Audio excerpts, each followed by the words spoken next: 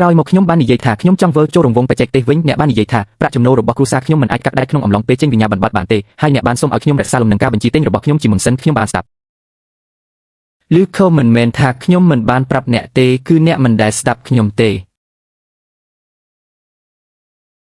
កញ្ញាលឺអ្វីដែលអ្នកកំពុងបោះចោលមិនមែនជាប្តីអ្នកក៏ទេប៉ុន្តែជាបុរសដែលសុខចិត្តលះបង់អនាគតរបស់គាត់ទាំងស្រុងលោកម្ចាស់ខ្ញុំខុសហើយយើងបានរៀបការ3ឆ្នាំហើយអ្នកមិនអាចគ្មានបេះដូងដូច្នេះទេលីជួយកុំសូមឲ្យយ៉ែងហេងថែរក្សាអ្នកពេលដែលលុយប៉ះមុខខ្ញុំពួកយើងគ្មានអារម្មណ៍អ្វីទាំងអស់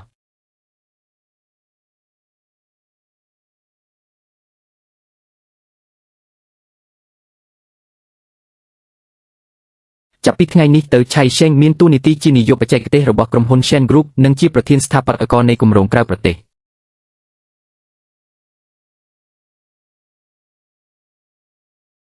លោកម្ចាស់ខ្ញុំគ្មានអ្វីលើនេះទេយ៉ែងហេងមិនចង់បានខ្ញុំទេហើយគ្រួសារយ៉ែងមិនដឹងពីរបៀបធ្វើកិច្ចការនោះទេឪពុកម្ដាយរបស់ខ្ញុំដឹងថាមានអ្វីកើតឡើងហើយពួកគេបានគូសទូរស័ព្ទ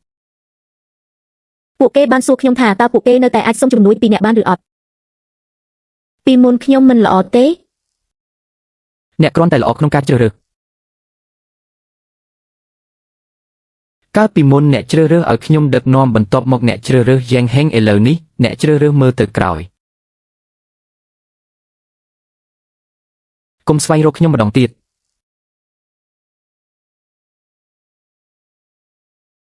អន់ចិត្តយ៉ាងណាមិញអតីតប្រពន្ធខ្ញុំយំយ៉ាងវេទនា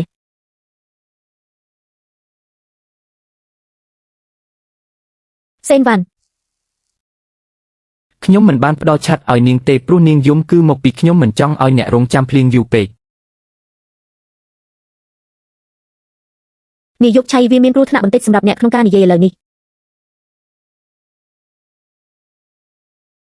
អ្វីកិច្ចព្រមព្រៀងផុតកំណត់ឥឡូវនេះអ្នកគឺជានាយកបច្ចេកទេសរបស់ Shen ឈ្មោះ Alice គ្មាននរណាហ៊ាននិយាយលេងសើចអំពីអ្នកជាបុគ្គលិកដឹកជញ្ជូនទៀតទេឆៃ Shen អ្នកមានសេរីភាព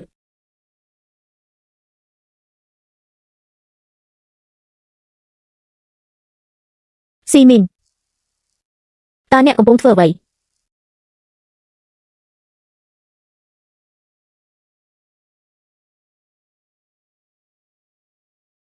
អ្នកល្ងងពេលសរសេរកូដខ្ញុំមិនពូកែដេញតាមមនុស្សទេដូច្នេះខ្ញុំបានរាយបញ្ជីដំណើរការ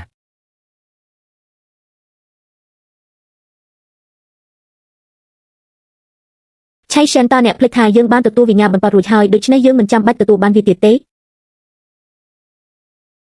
នៅយប់នោះអ្នកបាននិយាយថាយើងទើបតែធ្វើការជាមួយគ្នាដើម្បីឆ្លងកាត់ថ្ងៃនេះក្រោយមកខ្ញុំឆ្ងល់ថាតើវាអាចលើសពីថ្ងៃនេះស្អែកនិងថ្ងៃបន្ទាប់ទៀតឬទេឆៃមែនសូមគិតឲ្យច្បាស់ជារៀងរាល់ថ្ងៃបន្ទាប់ពីនោះខ្ញុំមានចិត្តអាក្រក់ហើយបង្កបញ្ហាជាច្រើនមនុស្សនៅក្នុងគ្រួសារ Shen មិនបានធ្វើឲ្យខ្ញុំស្ងប់ចិត្តទាំងស្រុងនោះទេពេលបញ្ជូនអាហារខ្ញុំខ្លាចបំផុតថាអស់ពេលក្រោយមកខ្ញុំដឹងថាវាមិនមានបញ្ហាទេប្រសិនបើមានផ្លូវវាងមួយចំនួនដរាបណាវាត្រូវបានបញ្ជូនទៅមនុស្សដែលត្រឹមត្រូវនៅទីបញ្ចប់ខ្ញុំនឹងខិតខំ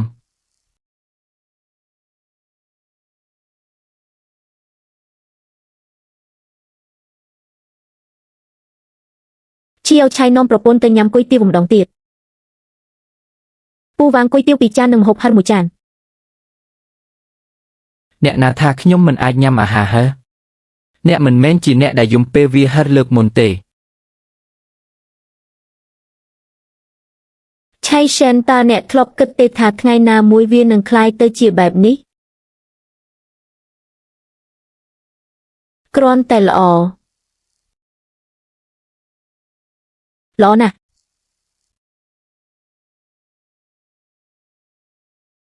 តើអ្នកកំពុងសើចអ្វីគិតពីអតីតកាលខ្ញុំធ្លាប់មានអារម្មណ៍ថាខ្ញុំតែងតែផ្ដល់អាហារឲ្យអ្នកដទៃប៉ុន្តែឥឡូវនេះខ្ញុំដឹងថាខ្ញុំបានដើរផ្លូវឆ្ងាយណាស់ដើម្បីជួបអ្នកនាយកឆៃការពិភាក្សាស្នេហារបស់អ្នកបាននឹងកំពុងប្រសើរឡើងយ៉ាងឆាប់រហ័សនាពេលថ្មីនេះ